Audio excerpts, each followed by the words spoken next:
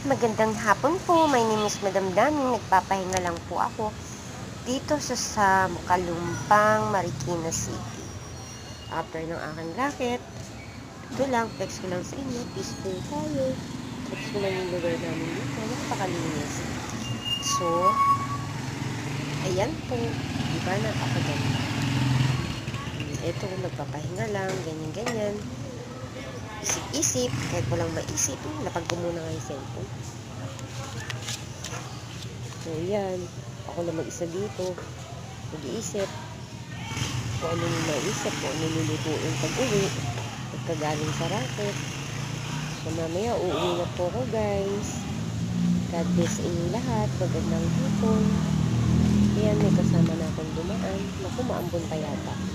Kaya, uuwi na po ako. Paalam po. God bless to all. Bye!